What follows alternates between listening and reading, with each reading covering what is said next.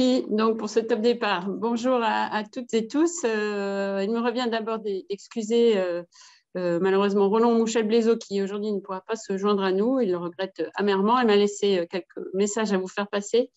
En tout cas, il est en pensée avec nous pour cette nouvelle session, cette nouvelle rencontre du Cercle des pionniers de la sobriété foncière, dont le thème transversal sera la maturation du projet. On va voir sous quelle forme ça peut se réaliser sur les territoires qui sont nos témoins aujourd'hui. Vous dire pour commencer, vous l'avez peut-être vu qu'on a mis en place avec Roland Mouchel-Blaiseau un petit atelier presse il y a une quinzaine de jours maintenant avec aussi la Direction générale de l'aménagement, du logement et de la nature pour faire le bilan à mi-parcours, on va dire, de ce programme d'expérimentation des territoires pilotes. Donc un bilan qui est évidemment mis à votre disposition et dont les premiers enseignements sont notamment la nécessité vraiment importante d'avoir des opérateurs techniques compétents aux côtés des élus les plus engagés qui sont représentés dans ce cercle pour que le dispositif se mette correctement en place. Et on a notamment souligné l'importance du rôle des établissements publics fonciers pour la plupart des territoires pilotes, des agences d'urbanisme quand elles existent sur le territoire ou à proximité, et puis des compétences rassemblées au sein des équipes d'assistance à maîtrise d'ouvrage qui ont été mobilisées par les villes pilotes. Et donc, c'est quand même un point d'enseignement fort au démarrage de ce programme de comprendre un peu comment se met en place la gouvernance pour arriver à faire mieux avec moins, comme on dit, et s'engager dans cette logique de sobriété foncière. Vous dire aussi que le pré-rapport qui a été commandé à Roland Mouchel-Blaiseau sur la suite du programme Action Cœur de Ville pour la période 2023-2026 est en cours de finalisation et sera remis à la ministre de la Cohésion des Territoires le 1er avril et qu'il prévoit d'ores et déjà que la sobriété foncière soit un axe très fort de la suite du dispositif. Évidemment, les choses seront précisées avec l'installation d'un nouveau gouvernement, mais en tout cas, cette logique de dire action cœur de ville, revitalisation des centres anciens, ça équivaut à proposer des solutions pour lutter contre l'artificialisation des sols et donc promouvoir la sobriété foncière sera très fortement mise en avant comme un peu un fil conducteur de cette seconde étape. Et sans doute que les outils des partenaires seront alignés sur cette logique également. En tout cas, c'est le sens aussi des informations qu'on a pu glaner parmi eux, notamment chez Action Logement et à la Banque des Territoires, qui offront aussi de cette logique de sobriété et d'adaptation des territoires des axes forts de leur accompagnement pour l'avenir. Et donc, on prévoit que pour cette nouvelle période, cette logique soit fortement mise en avant. Et c'est d'autant plus important, du coup, d'avoir ce premier retour d'expérience, même si on est encore en cours d'expérimentation pour la suite et pour donner des guides pour l'action.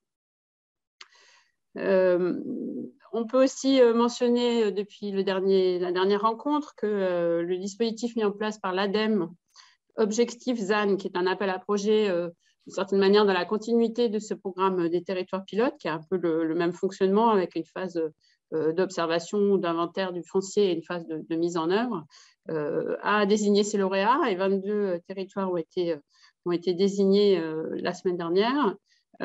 Et donc, ça va augmenter finalement le cercle, le panel des territoires engagés, des territoires pionniers pour la sobriété foncière. Et on se réjouit de pouvoir articuler les deux démarches, sachant que les équipes se sont beaucoup parlé avant le lancement de cet appel à projet qui ne touche pas que les villes Action Cœur de Ville, puisqu'il a été appliqué sur l'ensemble du territoire national et qu'il a d'ailleurs promu quelques métropoles, mais qui pourra quand même nous permettre de capitaliser encore davantage sur les expériences innovantes qui ont pu être mises en place par les territoires localement.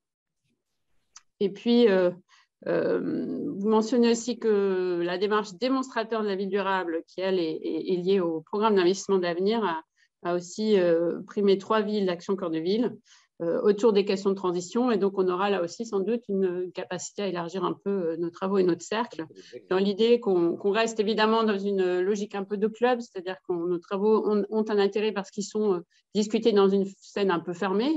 C'est aussi pour ça qu'on peut se réunir aujourd'hui, puisqu'on n'est pas dans un espace ouvert au public, mais pour autant, c'est très important de pouvoir s'appuyer sur diverses expériences de territoire dans toute leur diversité, et puis avec des opérateurs ou des acteurs locaux qui peuvent effectivement varier. Et ça sera aussi très instructif pour la suite du programme. Voilà un peu pour le contexte général. On voit que le dispositif là, bat désormais son plein avec l'ensemble des 7 villes pilotes des 7 territoires pilotes qui ont désigné leur assistance à maîtrise d'ouvrage et donc des travaux qui ont commencé notamment sur la partie inventaire du foncier. Et c'est pourquoi aujourd'hui, avec l'aide de Pierre Jarlier qui va animer nos débats, nous penchons sur plutôt le temps de développement du projet. On a parlé la dernière fois des documents d'urbanisme qui sont une étape aussi un peu clé pour définir où et comment pourraient se situer ces développements urbains de la ville sur la ville. Et on va aujourd'hui réfléchir à la manière dont concrètement se négocie l'immobilier, le foncier nécessaire à cette revitalisation. Avec, je le souligne, toujours le partenariat de la Gazette des communes qui, comme la dernière fois, nous fera un petit résumé de nos débats et on en est très heureux parce que ça permet d'élargir encore le cercle des gens qui bénéficient de cette expérimentation. Et puis l'éclairage aujourd'hui du territoire pilote de Louviers avec son maire que je salue et dont je me félicite de la présence aujourd'hui parmi nous, François-Xavier Priolo, qui nous racontera, le projet en cours de la reconversion de l'ancienne gendarmerie de Louviers et ce que ça recouvre comme discussion, négociation pour passer de l'intention au projet.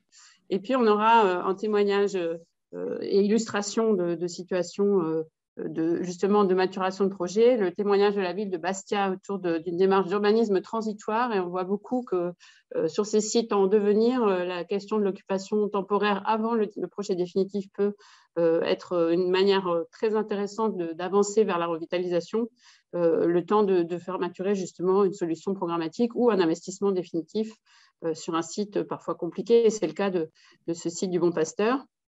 Et pour finir, nous aurons le témoignage d'un établissement public foncier. Je le disais, c'est un peu l'opérateur clé. On voit bien que dans la mise en œuvre de cette logique de sobriété foncière et des nouvelles dispositions de la loi climat et résilience, le rôle des opérateurs fonciers, publics et privés d'ailleurs, va devenir vraiment essentiel. Et donc, les témoignages de l'EPF des Hauts-de-France est particulièrement intéressant parce qu'il a notamment travaillé pas seulement sur la densification ou le recyclage ou la transformation de friches, mais aussi sur la renaturation comme un outil transitoire ou définitif de revitalisation pour donner de la valeur urbaine, finalement, de la valeur d'usage à des terrains qui pouvaient l'avoir un peu perdu.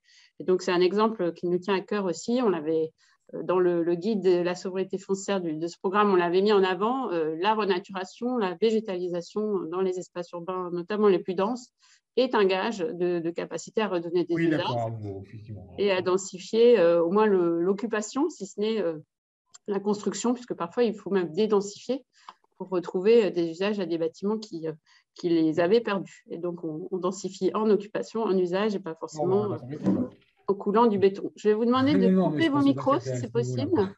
Okay. Olivier Broussois en particulier, je n'ai pas accès au micro, mais ça sera plus agréable pour nous tous. Merci. Voilà un peu le programme de cet après-midi. En tout cas, je me réjouis d'avoir à nouveau des débats vraiment riches. Je vous rappelle que vous êtes tout à fait invités à prendre la parole, à poser vos questions. Il y aura des moments dédiés à ça dans l'après-midi. Pierre va nous le repréciser.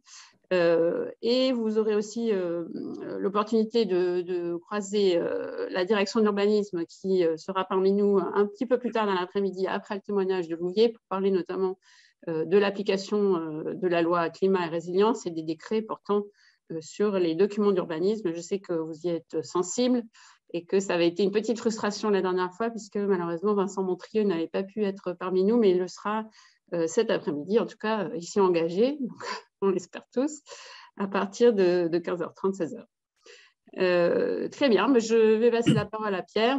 Encore une fois, je vous souhaite un bon débat. C'est vraiment un lieu où on est là pour échanger, pour partager. On est 70 autour de cette table virtuelle, ça ne nous empêche pas de poser des questions. Et donc, vous aurez l'occasion et le temps à la fois d'interroger nos témoins et puis de commenter, vu de vos territoires, vu de vos fenêtres, vu de vos systèmes d'aide, évidemment, les travaux qui sont présentés aujourd'hui. Merci.